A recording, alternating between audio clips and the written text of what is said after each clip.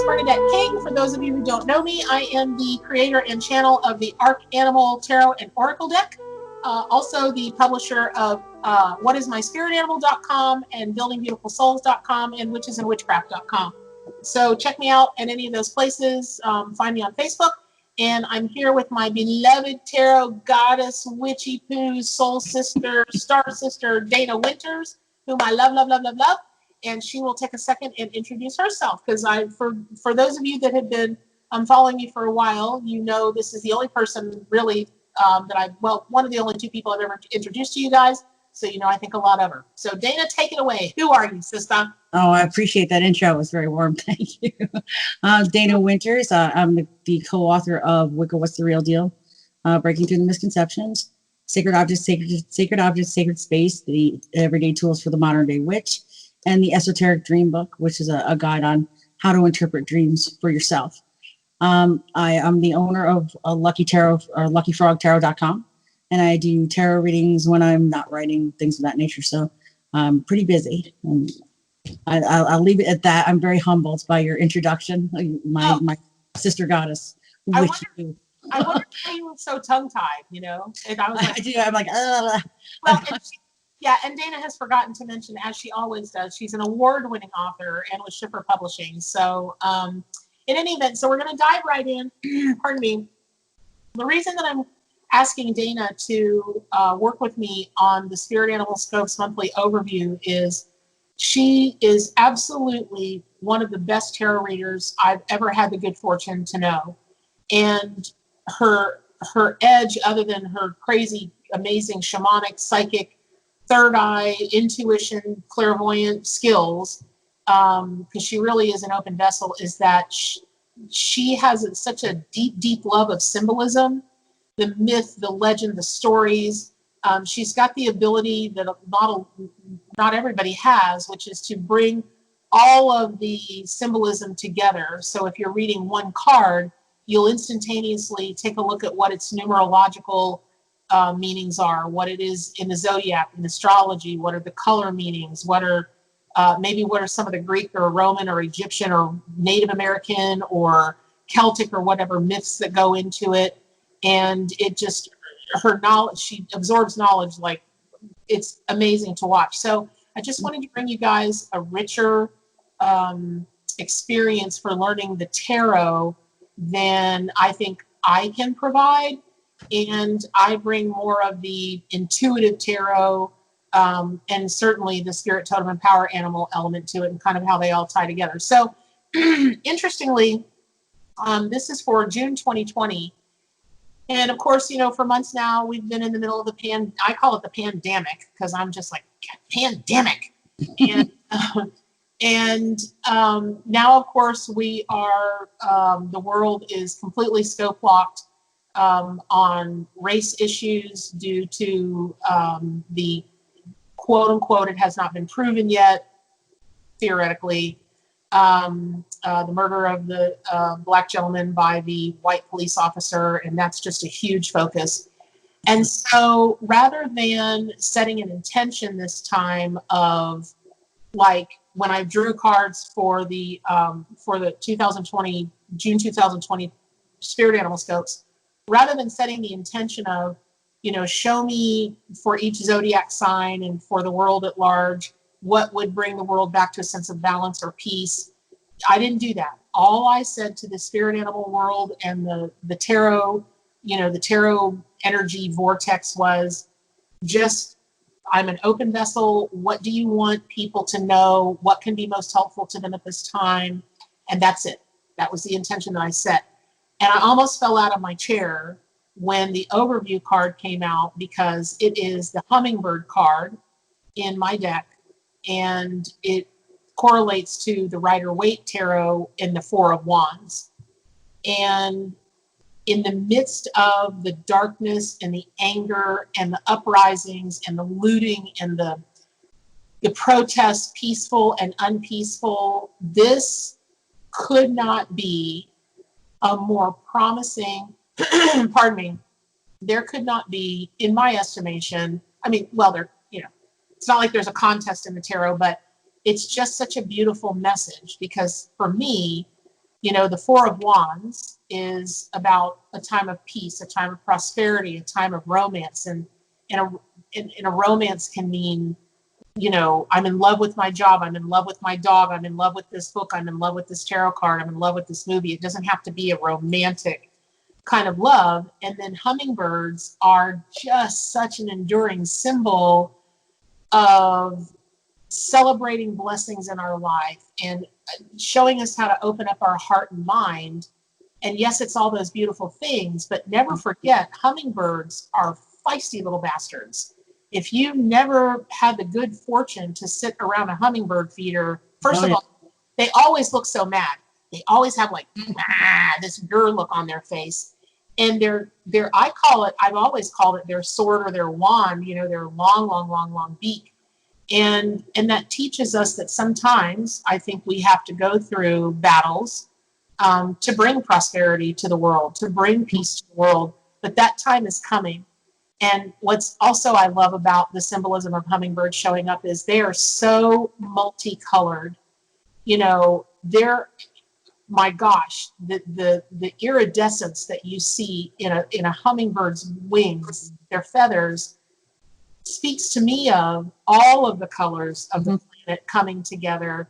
Plants, humans, four-legged people, two-legged people, you know, birds, reptiles, you know, all the animal kingdom, all the plant kingdom, all the human kingdom, all the colors. We're all coming to a time where we're going to be, and we always have been, but now I think we're coming to a time where so many more people will appreciate and want to be around lots of different colors and lots of different cultures and understand that they really can blend beautifully and make the most beautiful rainbows, which sounds super airy-fairy.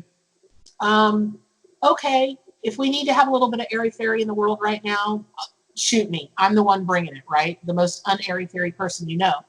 But I don't pick the cards, you guys. I just open up as a vessel and Spirit sends through exactly what Spirit wants you to know. So Dana, if you'll just take, you know, a little bit and go more in depth, you know, as to the Four of Wands, a little bit about the Suit of Wands, what the Four of Wands means for you, some, you know, symbolically, take it away. And I'm going to sit and listen and learn. Okay. Well, I always learn when you talk. So I'm like, the Four of Wands is about, the minute I see it, is about celebration. And you may look at the external world now and say, well, what's there to celebrate? Well, that of course is what, you know, the hummingbird comes in to teach you. And of course you'll get more of that from Bernadette, but really the card is about celebration, finding great pleasure in family, in connections, relationships. And it depicts a couple underneath what's called a house of God. It's like a bridal structure in ancient weddings where you've got this wreath of abundance, you know, fruit growing from that wreath or that garland. And then you got four very strong wands sticking up out of the ground. They're like roots. It's like a structure. The couple goes under that structure. And what's nice about this couple is, and like you said, it can be people, it can be whatever you're engaged to, whatever you're connected with. But it can also represent couples, you know, that are, you know, same gender, opposite gender. It doesn't matter, because originally it was two women that went under the card in ancient cards. So now it represents couples going under there, marriage, being happy, a great abundance in finance, great abundance in love, affection. But what I like about this is that the structure is said to be the house of God. You're under it. You go under that, and then no external chaos gets in that structure. You are protected under that structure. So given the circumstances of the environment today, looking at it as an overview for everyone, you know, kind of turning inward, focusing on family, focusing on what you love, pursuing your passions, keeping your loved ones close. That's where you find the greatest protection from chaos, keeping your circle close and protected. So I add the foundations of family, because number 4 is about foundations, building upon those foundations. And I really kind of equate the card to, it's almost like a paradise on earth, but it's not quite the same. You're not going to get that kind of perfection. It just doesn't happen that way. But it reminds me of John Milton's Paradise Lost, where you kind of get this idea of creating a paradise within the happier far, instead of focusing on paradise outside of the self, if that makes sense. Mm-hmm. Yep. So is there, we've talked about all of the really great omens that the Four of Wands can bring for the month of June. Are there any things that you can think of? Because the card came up right, just so you guys know, I pulled the card up right, and I do work with reversals in the tarot. And in fairness, I read tarot. I think I'm a pretty fair tarot reader, but it's not my mainstay. Pardon me, my mainstay is psychic mediumship, evidential mediumship, and working shamanically with the spirit, totem, and power animals as a vehicle for psychic and mediumship and, soul retrieval and, spiritual work of all kinds. So I pulled it upright. It just happened to be upright. But I wonder because, and this is where we start to marry, okay, so these are the classic definitions. And based on Dana's experience and my experience with the wands, because for me, all those things that what she said, right? All those things that she said. And then I also look at the numbers. I make myself look at numbers because numbers are not my most beloved form of divination. And I understand them, but because I don't love them, I don't use it, regularly, but I do in tarot readings. So when I look at the number 4, that's the most stable number because if you look at a square, all sides are equal. So no matter where you put the pressure, that's why tables have 4 legs or, yes, they can have 6 or 8 legs, but you get what I'm saying. So when I start to marry all the great news of hummingbirds and the Four of Wands, I also know the nature of hummingbirds. And pardon me, I don't think they set out in the morning to want to fight. But again, if you've ever been around a bird feeder, once upon a time I had a bird feeder and I would have dozens. Well, I have many bird feeders, hummingbird feeders, and my dozens of hummers would come at one time. I have one. And I understand that they were fighting for the food, but let's be honest here. Believe me, there were enough hummingbird feeders. I could have fed 10 times more. But these guys don't play, and they are fearless. And just a few hummingbird facts, they can weigh less than a nickel. They're the only birds that can fly backwards, and they can't use their legs or their little feet to walk or hop. The only thing that they use them for is to move sideways one way or the other when they perch. So as a bird, as an animal, I mean, they spend their life soaring. They spend their life flying and soaring, and their acrobatics that they can do are amazing. Mm-hmm. But because there is so much unrest right now, what can people use the Four of Wands for? I don't want to say necessarily for protection, but I kind of do want to say for protection, whether it's emotional, mental, or in some cases, I'm friends with people on Facebook who were literally living on the same block that the riots were breaking out in different cities. And they were posting about it, minute to minute. And, I was just like, oh my gosh. So how can people use the Four of Wands to help them? Like, we understand it's a symbol of hope, and and you and I know, because we trust, we know this time of peace and prosperity is coming. We know that the world is finally going to wear a collective coat of many colors. We get that. It might be hard to believe right now. And so if you can't really make that leap, or you're in a place where you're part of the battles that are going on, or you're part of the protests that are going on and you're marching, or you are, having debates on social media or on phone calls or whatever, how can people use the Four of Wands to help them if they're in a skirmish of some kind? Right. So if you talk about physical realm, worried about physical property, physical, safety, things of that nature, the Four of Wands is very telling. If you're shelter yourself, it shows you going under that shelter, whether that means staying in the shelter you're at or getting to one where one's safe and the chaos can't get in. It's very clear. Keeping the chaos outside of your circle. So, God helps those that help themselves. This is not sitting around waiting for the divine to do this for you. This is about harnessing, grabbing that reality, making it happen. No different than the hummingbird fighting for those feeders. I'm going to get mine, and I'm going to get mine now. This is about, I'm going to get my safety. I'm going to get it now. Taking shelter yourself physically or your belongings, or if it means getting out of there temporarily to go to someplace where it's safe, then get out of there till temporarily. There's a good reliance on family because it shows family images in the background. Kind of like there's a castle, a fortress, like, or in the background, or like it's almost like a big mansion, really. It's being protected. And now, as far as emotions are concerned or perspectives, this is about protecting your perspective. Don't let the darkness that's surrounding you bring your thoughts down, bring your emotion down, bring your mood down. There's still things that are beautiful in life that you can thoroughly enjoy to uplift your spirit with all this chaos going around you. This chaos is not going to die down quickly or easily. This has been a long time coming. So, it was meant to kind of happen. When you get into that anticlimax, then you'll be able to take a breather. But in the meantime, this is about sheltering your perspective. Don't think that you're going to get into an argument with someone who has a fixed mindset and you're going to change their mind, because that's just not going to happen. All you're going to do is frustrate yourself. Protect what you value emotionally, ethically, morally. You can have your stance, but sometimes this is not the kind of time to try to get into an argument that has someone with a fixed mind. You won't win. Now, if you're protesting, that's something different. You want to make a stand and speak about something. Keeping that in balance is very imperative. There's protesters and then there's looters. There's a big difference here. Keeping things in balance, keeping things sheltered, protected, a foundation, the sun shining, being transparent, keeping everything on the up and up. That's where you stay. We don't want to get so angry that we go out and we do things we shouldn't do, because then that's throwing things out of balance. Or is all about maintaining balance.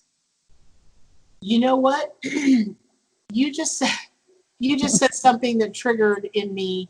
Speaking of looters, so there are readers like you and I and all of my personal friends that are readers because it's our way of contributing. Yes, it's a business. Be clear, it's a business, but we're the kind of people that can be successful in any business. We choose this business because it speaks to our whole being, right? Our mind, our body, our spirit, and it's our way of contributing to the world. But when you talk about looting, I've had a number of people contact me recently that want to know if they should buy the $500 candle protection from whatever. I've had those. People, that's a form of looting. Don't let somebody loot your money out of your pocket. No candle is gonna. That's another story for another video. But just remember, there are all kinds of looting. It can be looting of a store. It can be looting of let's say your heart. Yes, it can be looting of your heart. It can be looting of your emotions. So just remember to draw your wand, which in some ways could be a sword, and make sure that you're setting boundaries. Because hummingbirds, they don't take shit from anybody. And they are so tiny and so fragile that you just, you gotta honor the way they stand their ground, and they are relentless. So just remember that just even speaking just from the Four of Wands, it's global. And then also wands are governed by the air element. Now, it's interesting that a hummingbird is called a hummingbird because its wings beat so fast, it goes.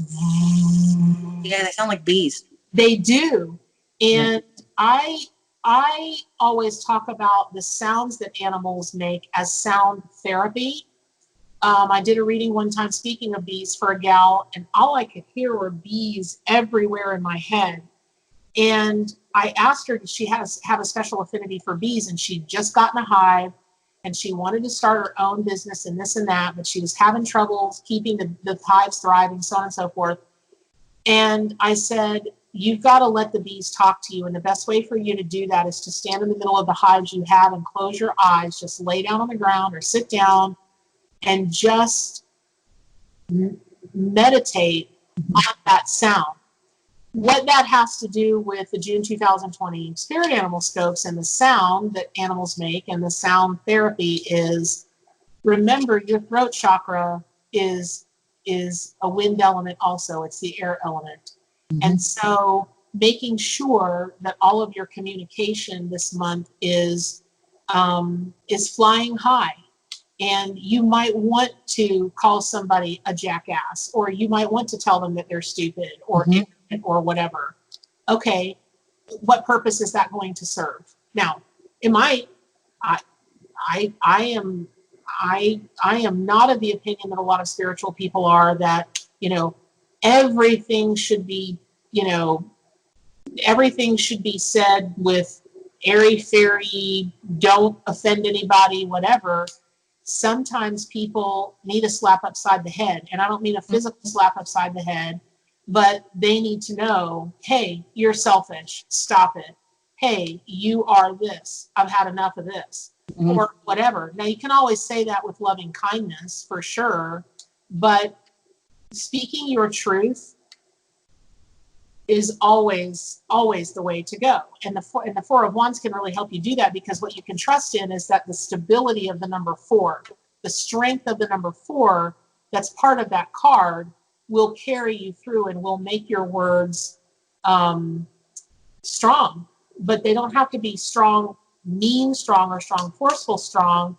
I don't know about you, Dana, but my mom never had to say anything. She'd cut her eyes over at me if I was doing something, and I would straighten up just like that. That's all she had to do, was look at me sideways. And it's the kind of thing. And remember, words can come from a lot of different ways. Yes. If you've got a blog, if you've got Twitter, if you've got Facebook, if you've got Snapchat, I don't know, there are 9 million of those things.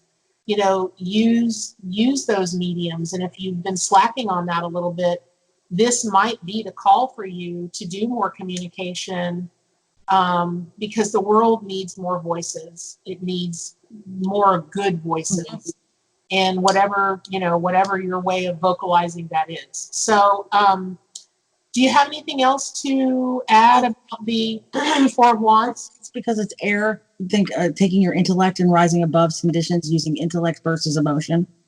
So it doesn't mean not feeling, but it certainly means using your intellect, reacting with your mind first before you react with the emotion, not letting emotion run away and become a monster and take over, because that can happen very quickly.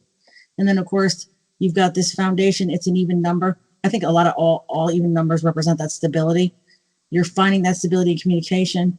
If you let emotion rule, imagine the Four of Wands in reverse. You're letting the chaos in. The abundance of joy slips away. You're giving your power away. You're giving it to other people, and they're taking it from you. And then, of course, that's the looting, taking your power from you. So definitely using intellect to kind of think your way through things before acting. Yeah. And of course, complete transparency. The sun's shining. You're right. You need to say what you need to say, but there are appropriate ways to say it. And you know when to say something that somebody will take and understand, versus you're going to fuel something and start a fire that's really going to get ragingly out of control. You want to keep those things in balance. Right. And remember that this card has come to us for June. June is the 6th month. But the etymology of June is that it's named for the Roman goddess of marriage, Juno, which is why a lot of people get married in June. It's said to be a really fortuitous time to get married. And if you think about it, it is kind of that way. We are, I don't know, it's kind of like we're all across the world taking a pledge to each other. We're pledging our devotion to each other. And really, what else is a marriage? And the other thing is that June is associated with Gemini, which is the zodiac sign of communication, because all they do is talk. But it's also the sign of Cancer, and one of Cancer's most enduring lessons, because they are so sensitive, and so are all the water signs. But Cancer has a tendency to, when they get hurt, which it doesn't take much, you could say, would you like milk, with your Rice Krispies, and if you don't say it the right way, they're like, "Wah!" And they scurry back into that shell. It depends on where you're at and what the situation is. Is it time to scurry back in that shell a little bit, or is it time to, get those pinchers out and go, go for the gusto? Because even though the zodiac sign of Cancer is super sensitive and they crawl back in their shell and all that kind of thing, I'm a beach girl. I grew up in Florida. You never see crabs come at you. Grown football playing men run from crabs because they are, that didn't sound right, but you know what I mean. Sorry, guys, you'll get to I know. guess they do, right? I think they should run. It just came out of my head. I was like, no, that's gonna get misinterpreted. But if you've never been pinched by a crab, it hurts because all kids want to test it, right? I did when I was a kid. Oh God, it hurts, and they don't let go. So, you know, you're going to have to determine for yourself. But Dana and I do like holistic, intuitive, correspondence tarot, where you've got to just really take into account everything that goes into it. And then, of course, the summer solstice is this month, the 20th or the 21st, and that's, full of solar symbolism, and it's about desire and passion. And yes, it's about sensuality, but really it's about that solar energy warming us, warming our heart, warming our spirit. It's like a soothing ointment. Like when I put my hand over my heart right now, I know there are a lot of empaths that are having a really hard time right now because of everything going on in the world. And I totally get that, right? But if you're a reader or a healer, put your big boy panties on, put your big girl panties on, suffer for a minute if you need to do that, but then go out there and understand that while people are out and they're good news people and they're good this people and they're good that people, you're part of the tribe that's getting the message out, the teachings out, the healings out that are hitting people at a soul level. And I'm very fortunate to enjoy a thriving reading practice. But this month, in the last just 3 weeks, the sheer volume of people that have never had a reading before that are calling me, mm-hmm. I'm looking around going, what is going on? And then I went, duh, because you can't possibly believe that all of the people that are standing up now for what's right, all of the people that want to get rid of racism, and they want this, all of the countries across the world to come back, not to normal. I don't want to go back to that time and place. Exactly. It wasn't right. There were a lot of good things about it, but it wasn't the utopia or paradise I want to live in. I want a new normal. And I'm watching, and I think that new normal is happening. My data for that is the sheer volume of people that have never had readings before. They're opening themselves to the world of spirit and to their own intuition and all of these things. And I'm just like, yay, team metaphysics, yay, team spirituality. Go team, I'm on that team. So particularly if you are a reader or a healer, buck up, take your valerian, do what you need to do, but get back up on the horse. Because Hummingbird and the Four of Wands has come to tell us, you don't have to sit around and nail bite and worry about what's coming. It's coming. And it's coming this month. It's not like the papers are going to come out, the news is going to come out and go, peace and prosperity on earth, and no more racial fighting, and no more spiritual fighting, and no more religious fighting, and no more fighting over money. It's not going to do that. But you're going to see such huge shifts. And you probably have seen them already, where, just people who can't walk in the light, people who can't take the high road, they're going to have to crawl back in their little holes until they can come out and play nice, because people have had enough. They've had enough. So all of that said, I just want to say a few other things about hummingbirds, because they just are masters of movement. They can zigzag. They can fly backwards. They can fly straight up. They can fly, all birds can do that and fly straight down, but just the loop-de-loops and the fighter pilot kinds of things that they can do is astounding. And so you might want to question, because that's the other thing I've had, so many people have been out of work and filing for unemployment and whatnot, that, there were some really scared people out there, but the people that have come to me, I'm so, I want to fix things for them immediately, but I'm so grateful that they're having to go through this, because they're like, well, hell, I lost my job. I haven't liked that job in 20 years. What could my life look like if I were doing something that I loved, that I'm passionate about? And so really more what they're trying to find out is how to pivot, not should they pivot. Mhm. They already know they should pivot. And Hummingbird is a great helpmate for that. Maybe you should zig when you think you should zag. Maybe if everybody else is zagging, you should zig. There are a lot of things that Hummingbird can also teach us. I'm looking at the book because I want to be sure and get this right, but the Aztecs think that Hummingbird made the first flower with one of the underworld goddesses. Now, if that's true, that's really powerful, because think of everything that flowers give us. They are herbs that we eat. They're herbs that have cures. They're beautiful. They're colorful. They're fragrant. They're all of these things. Speaking of which, hummingbirds can't smell. So if you, that is always, let me go back to the flower for just a second. So when you think of what it takes to plant a flower, to grow a flower, to harvest, well, not harvest the flower, but see the rewards of that, it's a process. It's definitely a process. And just understand that what you're going through now is a process, but you're on the most stable ground that you could possibly be on. Remember, 4, 4, 4, the number 4, it's solid, it's stable. It brings everything together in equality. All sides are equal in a square, right? Okay. So when you think about the zigging and the zagging of the hummingbirds, and you think about, you know, for the Native Americans, they were the fire bringers. Well, they still are the fire bringers. And that blends in perfectly with everything else that we're talking about, the passions, the this and the that. And then it's just, I don't know. I guess for me, because I've always been a big person. Sorry. That's My okay. apologies. No, it's okay. It's gonna ring.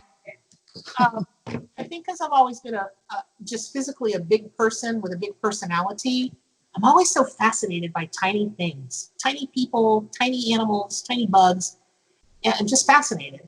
And I collected miniature everything when I was a kid. Go figure. This giant girl collects miniatures. But I'm particularly fascinated by tiny things with big spirits. And that's hummingbird. It doesn't matter how tiny you are. You know, maybe I come from poverty, and I know what it's like to start from a small place, from a place of poverty, and come to a place where you do okay financially for what you think is okay. I don't have a private jet, but I do okay. I'm happy, not sour grapes while I'm content. I'm pretty happy and pretty proud of what I've accomplished. And let's say that you are tiny in stature. Let's say that you are tiny on courage, or tiny on the ability to speak your truth, or whatever. Hummingbird can teach you that no matter how small you are a fierce warrior, and you can win the day. You've just got to be willing to put up the fight in whatever way that means. You know, I know you love hummingbirds. What's your personal relationship with them? Well, I've always associated them with like dance in life because of the way they fly, Yep. you know, enjoying the nectar of life, the sweet things, taking time, being drawn to things of color because, you know, they're drawn to those feeders and they're drawn to the pretty flowers, certain like bright reds and oranges and things like that. But you know, the iridescence of them, associating them with rainbows and promise. And I often kind of think of them almost like befriending a dragonfly because their wings are kind of the same. Yeah. You know, kind of the same symbolism, that infinity symbol with their wings. But with the Four of Wands, you kind of triggered with me when you were talking about equality, talking about relationships becoming 50-50, everything coming in balance. Really, that's what we want, that evenness of relationships that just hasn't been there, and it needs to be there. And it's interesting that you mentioned Cancer and Gemini, because Cancer is about conflict avoidance. And I think we've been avoiding this conflict for a very long time.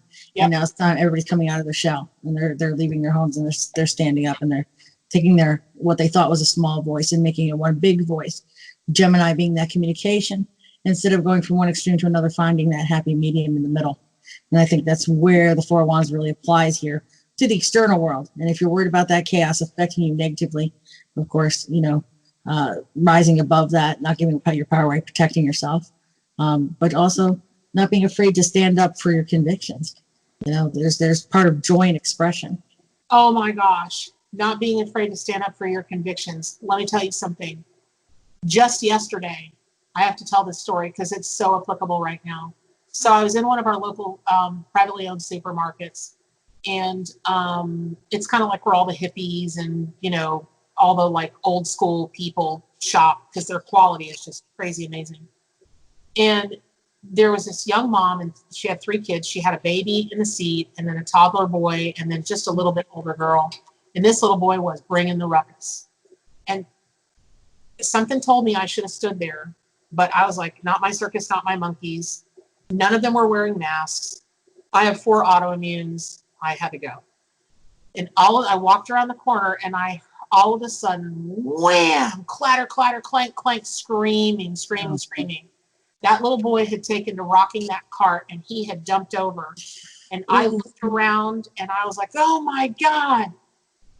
Well, this poor mom, I've struggled to give her compassion, because the first thing she did, the baby is laying there dazed on his side, and this toddler, and she yanks this kid up.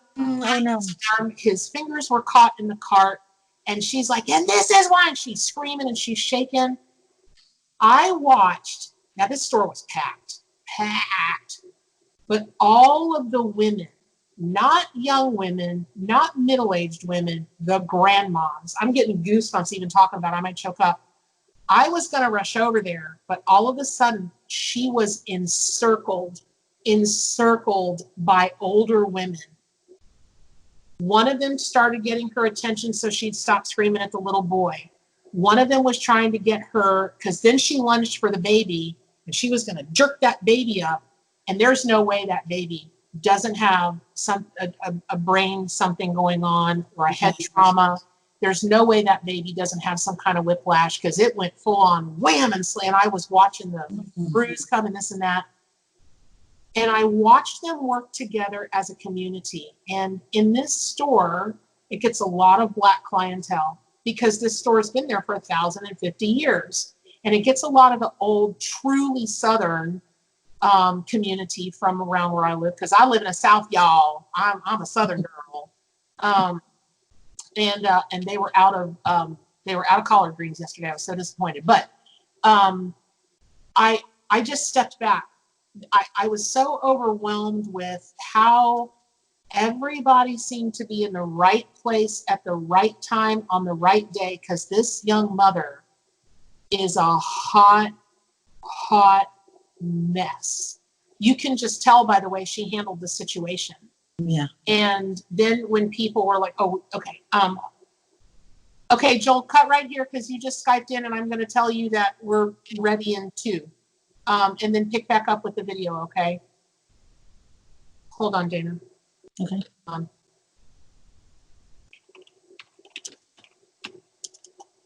Tell them to cut out that phone ringing.